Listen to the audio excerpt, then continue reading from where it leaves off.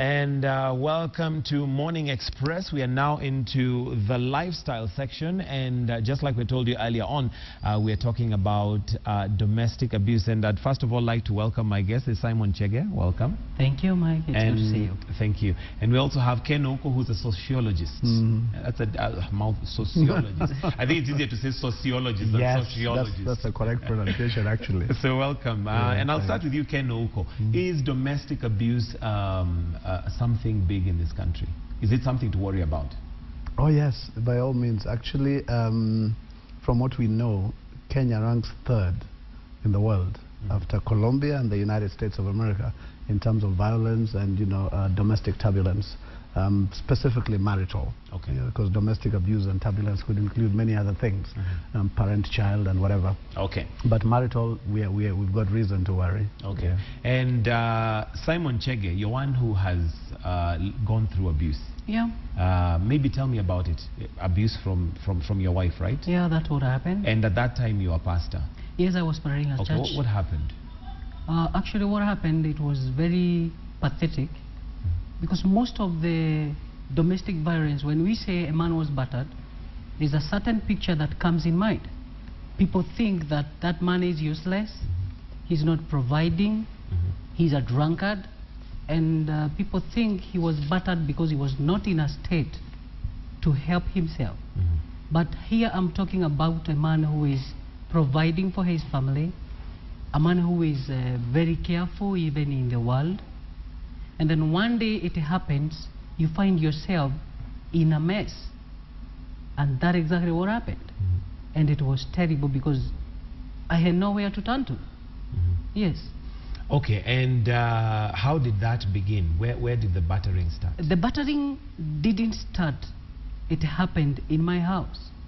Because okay, but what I want to understand is, for you got married, right? Yes. So at some point there was unity, there was peace, there was love in the home. 10 years. 10 good years. 10 good years. Wow, that's a long time. Meaning, at what point did the rain start hitting you, and how did that relationship deteriorate? Where did it begin? Once I was working in Nairobi, and I was traveling 234 kilometers in the eastern region every Friday night.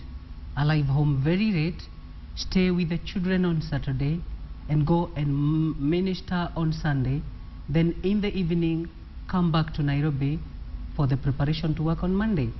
So on this fateful Friday, I went home, it was raining, and I had bought a very expensive, the first smartphones for her, because it was rosy. And I had not changed the ringtones or anything. So because I was tired, I slept, and then in the morning, she went out to prepare breakfast and everything and to do some laundry. And the phone was left on the bed. And her phone? Her phone, which I had bought, and she had not changed the ringtone. Yeah, no, she was using it. Okay. So out of my sleep, I heard the phone. And when I picked it, because I thought it is my phone because of the ringtone, it had not been changed. And I said, hello. And somebody on the other side said, hi, sweetheart, why are you not picking my calls? Has your husband come? And I said, yes, he's around. And I switched off the phone. So he texted and said, I understand tomorrow is a holiday, so he might not be going anywhere. So what I will do, talking about you. Yeah, I'll skip today and I'll skip tomorrow. And then after that, after he is gone, then we can come back. So I woke up. I took my phone, and about 5 years ago, people are not hiding their profile on the Facebook. You could always go back to the profile, see this is Mike on the mic, now Mike on the screen, know where he was scoring it, and I knew who the person was. And now from there I started I called my family. So you checked out who this... I called and I knew what happened. And this prompted me now to go further to check the sent and the received messages. On her phone? On her phone. And I realized, apart from the messages that are on the phone, we have the Facebook account, which has about the whole month of conversation and communication. Of course, I noticed something very naughty and something I couldn't believe. Because as a pastor, I couldn't go on spying on my wife. And then amazingly, she had me talk to my mom. So she came in and she found me with the phone, and she died. Now that's the time she attacked me. Okay, before we get to the attack, Yeah. Had you ever sensed that maybe No. there was an extramarital relationship going on? No. And from what you read in the SMSs and all that, was there actually a relationship that Yes, was there going was on? a And what was relationship. happening in your absence? That was a relationship that was going on. And now this person already knew when I usually come home. He knew when I usually go out. And it broke my heart. Okay, there were some red flags that I ignored because maybe I'm too tired, I am very busy, and I thought maybe because of the distance. But since I was going home every Friday, I never expected something like that to happen. And when now before I even confronted, she jumped on me with a knife. Wow. And I remember you saw me because you did an interview for me on the radio, and the wood was very bad. So it was not even somewhere I could hide. So she walks into the room, Yeah. and you're on phone talking to your mom. Yeah, I was. Talk me through what happened. I had to tell my mom, I have realized something that I don't need everybody or anybody to explain. This is painful for me. I think I'm in the wrong relationship. And she heard you saying And that. she had me, and then that's the time she arrived. I don't have the phone. Maybe this guy has just gone ahead and saw everything. She became so violent. I've never seen something like that from the little beautiful girl I knew. Had she ever been violent before? No. Were there any signs? I mean, I would have already left, but 10 years sitting with somebody in the house, that's a good time to know she's good. So she walks in, and Yeah. did she have a knife? Did she have a pen? What She just grabbed it from the drawer. what did she grab? She grabbed a pen knife. Yeah. Then And she, now she attacked me. So fortunately, I stepped back because I was still in bed, and it was a bit dark. And when I avoided her, it landed on my neck, and the tear went from about 7 inches on my chest. I don't have to do that because the scar healed okay. better. Yes. How did you react at that point? Here you are with your wife, Yeah. suddenly in an enraged that she has a penknife and she's attacked you. The first thing when anything happens, there are two things involved. You either fight or you fly. Or you fly. Now I couldn't fight because when your altar is feared, the blood spurts. So the sight of blood actually made her fall back. And I realized if I scream, people would think I am killing her, and they would descend on me. So I took a towel, wrapped it on my neck, and went out. And I took my elder daughter, gave her some money, and said, just keep this for me, keep this safe for daddy, I will be back. And then I went to the nearest hospital, but they couldn't take care of me immediately without the P3 form. But now I was not able to walk far to get the P3, so I had to plead with them to first at least administer first aid. And then from there I would follow up with the P3 form. Okay, now that you're bleeding and she stepped back, did she follow you to hospital? Did she want to know what has happened? She didn't follow me immediately, but when after the hospital I came back home, she took care of me for that night and the following day. You entrusted your life? Yes, what was I supposed to do? I mean, this is somebody you have stayed with for 10 years. It is your house. It is your family. Do you run away from your family just because something has happened? The answer is not immediately. You had to calculate. I had to calculate my way out because there were so many things involved. I had a house, there were so many things in my house, so I had to, one, make sure that my children are safe. She's safe too. And then now Rita work on my life. All right, Ken, listening to this story, Yeah. what went wrong? 10 years you've been living with somebody, Yeah. and then from his admission, it is something he had never seen before. Actually, marital cracks, they happen, and a lot of times we don't notice, especially the male, the husband. Your wife can cheat on you for 10 years and you'd never know. Yeah, the thing with wives is if we try for a week, they know, but women are they're very savvy in the way they do their things. They're very subtle, and they can live with you. They're always home earlier than you, and all those things. You never see the signs. You can clear all the the only thing is, it's usually very difficult for a woman to get there.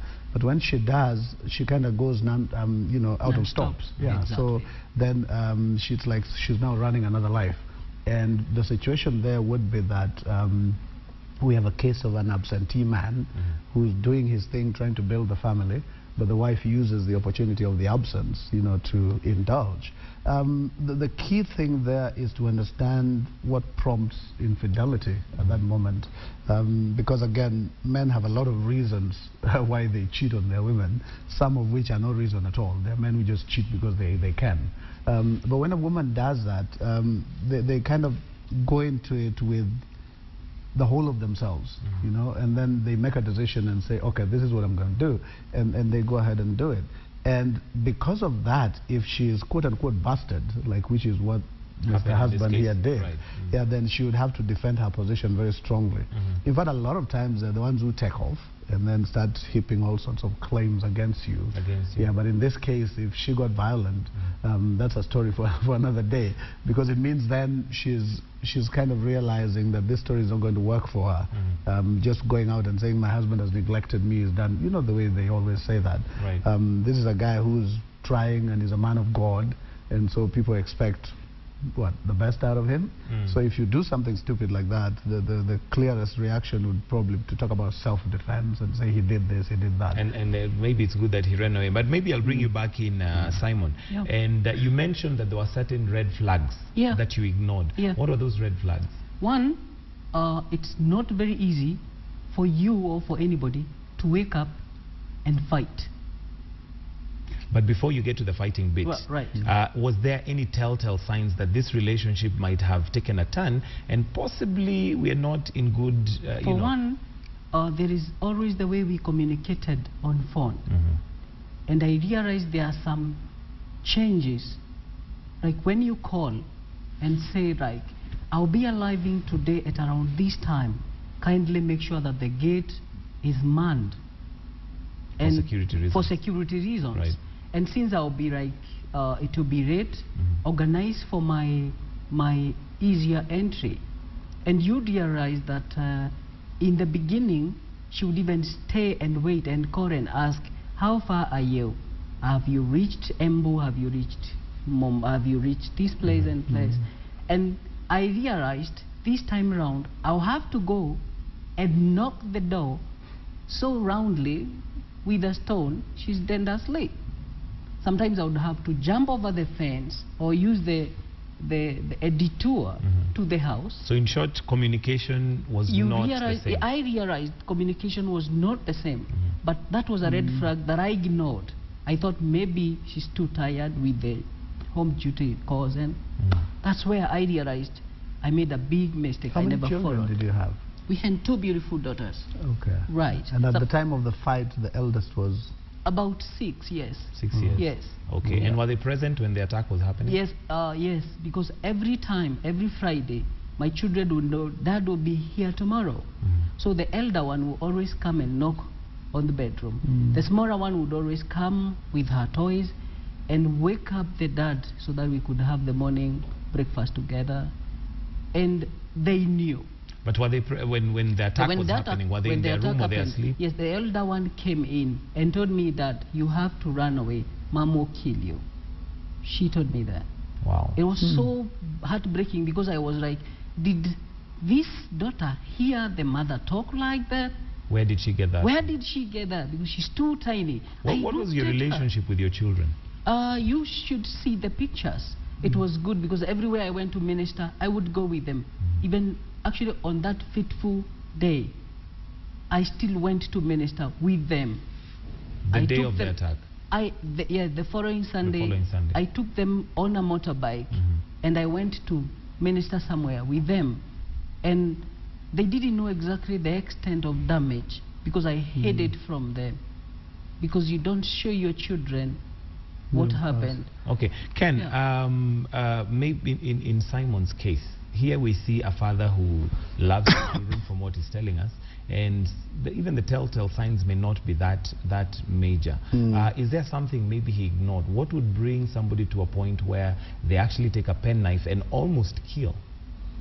Well, it depends on how deep the spouse, the other one, goes into the relationship, the extra-marital relationship that she's indulging in. Because if it's just a fling, if it's just one of those things you do, it wouldn't ever cause you to become violent. But if you're already indulgent to the point where he's saying the guy knows the timetable and he's almost like leading another life, like because he might be here, then I'll not come, I'll come the next day. It's like now they're together with the other person and spending more time. In other words, it's almost like he's a hindrance to their... Yes, yes. And we have those cases, you know, like these guys who work nights, like watchmen. Yeah, I know a case where a guy goes home one time and he doesn't go to work. And then somebody else comes to knock and ask him, where's the owner of the house? Because there's always somebody else in that house. Wow. But that's his wife and child who's there. So he says, I am the owner of the house. The guy says, no, you're not. Yeah, because I always come here in the evening and I see the other guy. Yeah, that's when it gets to that level, then the wife has become unnecessarily indulgent. Again, which is strange because women don't go that deep. Most of the times, if they cheat on you, they're very discreet. And it is out of sometimes a fatal desperation that she's thinking, okay, my hubby is not doing ABCD for me, so therefore I'm going to do ABCD or XYZ with the other person. But here's a case where she's running almost a parallel life. Yeah, and so you would suspect probably that the kids, in fact, that's what I was going to ask him next, if they probably ever reveal that they know the other person, because then the mother would be easy with that person around her, and the kids would start asking, who's this uncle, who's this whoever. So the question is, did they ever give you any sign, especially your elder? That's why I was asking how old she was. No. They didn't know him. They didn't know. They didn't know the other person. Yeah, because I think what happened, they would always meet outside. Also, she would leave. She would leave the kids with the house girl, and she would go out and come back later. So you wouldn't... How old is the daughter that told you you better leave? 6 years. Yeah, she was 6 years. 6 years. Yes, she was 6 years. Did you ever have this conversation with her later to ask her why she would say that? Immediately after that, I had to leave to come back and work. And when I realized that immediately the same week, she took the kids away now from our house and took them to her home. And shielded them from me, because she realized I talk with the kids, we sing together, we practice and joke together. So she decided that those kids should go home. So I had no direct communication with the children.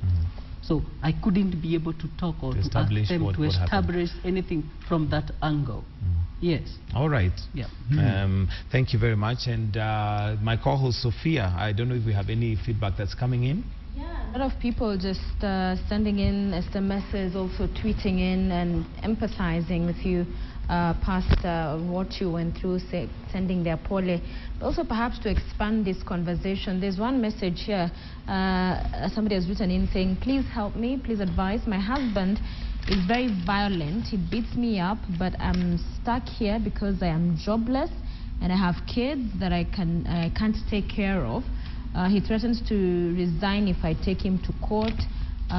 Please read this. I do not want to die. And I'll come to you, Uko, in terms of just this kind of situations that many people watching this morning identify with that kind of a situation. For some it's worse, for some it's just starting. Others, they've been there for months, for years, and they just don't know how to break out of the cycle. What do you say to this person especially? We usually refer to the ZSM factor, the zero-sum marriage factor, where you're in a relationship or in a marriage for that matter, and you're stuck in it because you lack choices.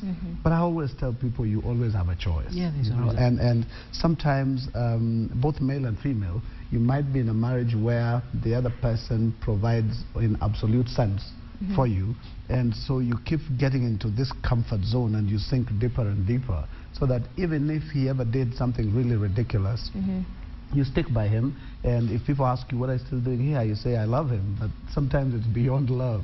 You're looking at an attachment that is either purely economic or out of the what we call the ZSM. You know, that zero-sum thing. You have no way out in your mind, yeah, until somebody comes and opens your eyes and says, hey, this guy might kill you, yeah. But the other thing that happens is that if you're in a situation where your self-esteem as a person is already down there and you're feeling like I am stuck, then you have an eternal problem. Yeah, but if you know for a fact that I am beautiful, I can always do this on my own, and you know, tell the guy, if at all he is that guy who you can talk with, that this is the last time it happens, and if it ever happens again, I walk. So even if he threatens to resign, then he knows he'll lose both you and the job. Yeah, and most likely, you know, the fellow will... but I think for her, challenge is walking perhaps is not an option, because to where? To what? With kids in the picture, she has no job. That's why I say, Sophia, everybody has a choice. Yeah. Sometimes it's not so much the economic. A lot of times, the minute you step out, you realize other opportunities open for you. These guys who preach will always tell you that God will never abandon you. To add to that, yeah, before you comment, let's take this call, then we'll come to your comment on that. She's been waiting online. Esther, good morning. Hello, morning. Thank you so much for calling. Hello. Yes, we hear you, Esther. Thanks for calling. Go ahead with your contribution. Okay. Yesterday I got violent with my husband. And I think it's because I was so bitter. I'm filled with so much bitterness. You see, he has a problem. He doesn't talk much. He might do something to you. He doesn't even apologize. No, I think I've been holding on to all those things he's doing. Now, yesterday it got to the maximum, and the minute I opened the door, I jumped on him. I even beat him. Now, I'm wondering, can holding on to so much pain cause you to attack someone? Is this the first time that has happened? Yeah, it's the first time, and I've been married for 11 years. And what was his response? What happened after you attacked him? He was just calm. Okay, have you talked since? Yeah, we said this morning, but I think he was not in the mood to talk, because I'm still bitter with him. Yes. And did you apologize? I mean, you say you've been harboring a lot of hurt. I don't even feel sorry for whatever I did. Now that's where the problem comes in. Okay. So would you do it again? Do you still want to be married to him? Yeah, for the sake of our children, I do. I still love him, but I'm just bitter with him. Yeah. Okay. Thank you, Esther, so much for calling. We'll get our expert in studio to just, you know, talk to us more about this particular situation, because it's a tricky one, a dicey one, Ouko, and I'll come to you, Pastor, on the other issue just before we lose track on that, because on one hand, it's the first time it's happening. She says they've been married for many years, but she's over time harbored so much anger, and this is a person who seems to be an introvert, doesn't talk much, doesn't want to get into engagement, discussing of issues, and now it's escalated to violence. She's not apologetic, but for the sake of kids, she says she's going to have to stay in there. Yeah, the worst danger is when the person does not feel remorse. Yeah. Even if you're not going to tell him, she should be feeling remorseful, but she doesn't sound like she is. One of the famous psychologists called Dollard developed this hypothesis that talks about frustration aggression, that every time frustration builds up, and especially if it is from the same source, then eventually it makes you become aggressive, it makes you become physical. And that's probably where she's gone, that she's not talking to this fellow, and if she does, the guy is not communicating back. Sometimes you'd rather the person who will yap with you and you argue than the one who just keeps quiet. It makes you feel as if you're hitting onto a stone. Yeah, but the worst part is when all that frustration then translates into an attack or an assault. Yeah, then you have an issue, because then that marriage is going downhill. It's going downwards. We'll take another call from David Kimani. David? Yes, hello. Yes, hello, how are you? Your comments? I'm calling. Fine. I'm telling Paul, I have been in the same problem. Okay. I've been traveling outside the country. I've been a truck driver. Okay. I found out my wife has been having a relationship with a choir master. With the choir master? Yes. Wow. And I found on her phone so many texts. Just as she has said. Okay. So I chased her away. I just took her to her parents. Took a vehicle, took her there. Told her parents that I don't want any relationship with her. And she has big kids, all grown-up kids.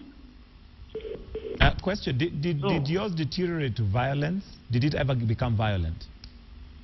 I wanted even to cut her into pieces because wow. all the ways I've been traveling to Burundi, to wherever, to Sudan, to Zaire, I've never had any relationship with any lady. So I was fearing to this disease of AIDS. Okay, so you finally took her home, and is that the situation now? Have you two separated? It's now 3 years. Okay. All right. Thank you very much for your comments and your contribution. We also have Grace in Mombasa. Hello, Grace. Hello. Yes, Grace. How are you? Okay. Yes, to your comments, please. I would like to seek a piece of advice from the emotion you are running. Because I'm still running under the same situation. What situation? Since last Monday. And violence with my husband. You have been violent to him? Yeah. Okay. Yeah, because I run some business at home. And please reduce the volume of your television set. Okay. Or put it off, yes. Carry on. On Monday last week, we had a problem with my husband. Since then, we have not communicated. I do run some business of marketing. Now, I think he's after stopping my business because in a relationship, we don't even communicate well. And he can just do something out of anything. Okay, Grace, in the interest of time, what's your question to Ken Ouko? Ningependa kumuuliza hivi. Sasa mimi nitafanya vipi na huyu mwanaume yeye akipata tu nafanya business zangu yeye wanaziharibu, yani anaona raha kwenye kasara. Anaona lini anatafuta makosa tu out of nowhere, ananiekelea makosa so that anaweza leta balance kwa nyumba. Sasa nilikuwa na seek to advice. Na hata kikosea hata wewe kuambia sorry. Okay. Atataka tu wewe ndo calm down umwambie sorry na ndani nothing. All right, thank you. Asante sana Grace kutoka Mombasa, tunashukuru. Ken Ouko, we have the gentleman who also was in a situation like Chege and found his wife was unfaithful. And what gets my attention there is that he says he felt like he would cut her to pieces. A lot of bitterness right there. Is that the way to resolve? Take her home and you two just split up? There's a certain level of terminality in marriage that sometimes makes people, we usually divide them into two. There's the instrumental conflict where you fight and you resolve issues and you become a better couple.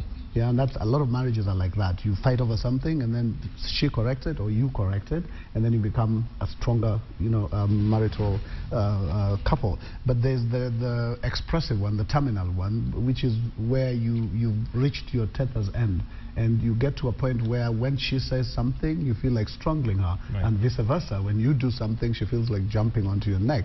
And that's usually when a marriage gets there, then we refer to it as dysgenic. It's a point where you can't rescue it. The only way to do this is either seek professional help, take time apart like he did with his wife, hoping you can go back and get her from her mother if she hasn't moved on, and find a way of counseling that will make you feel as if you require to continue in that marriage. But in the case of this other lady, sometimes the best advice is keep your business out of your marriage.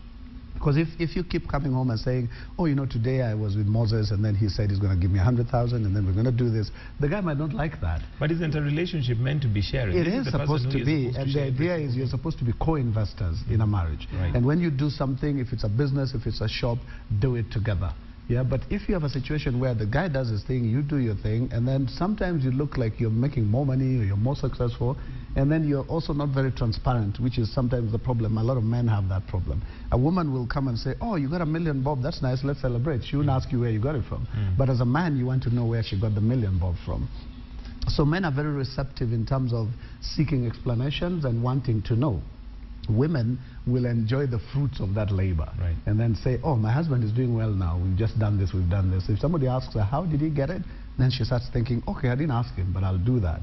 So marriages are supposed to be built on that relational and communicatory, yes. Okay, now because of time, Simon, maybe very briefly, advice to anybody who's in an abusive relationship, what would you advise them? The first thing, marriage does not change a man. So there are telltales of a violent man in the beginning. Or woman. Or a woman. There are red tapes and you can always see. But if you're not able to see them, if you get married and you're in an abusive marriage, the best thing is with time you cannot be able to solve it alone. That is what I thought, and I couldn't. I had to seek professional counseling from the local churches, from institutions that are ready to help. But then, did you say you're still together? Or you? No, I moved out of that relationship completely.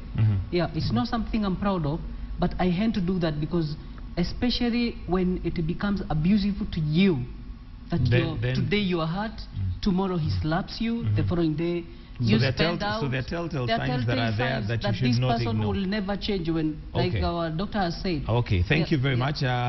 Ken, your final comments. I think marriage basically requires stability, and that stability is based on that key factor called exclusivity.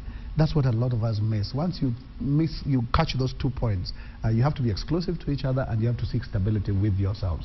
Then you're fine. Anything that comes on externally, believe you me, will resolve itself, because personalities always clash when people marry, because you meet this guy who's already 25 or something, or you've been 20 years alive. Right. And if you try to change that person or do anything new with them, it doesn't work.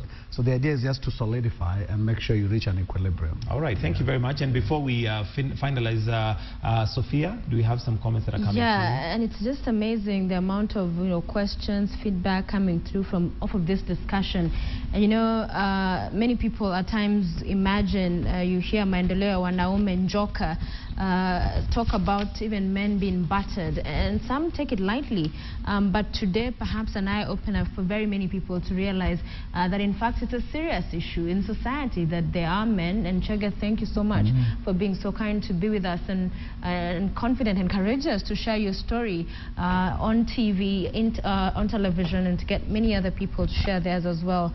But I hope just some of those sentiments, especially given by the sociologist Ken Oko, are helpful to you. At the end of the day, you do not get married to die in that marriage. I think it gets to a point when really it's chaotic, one must leave.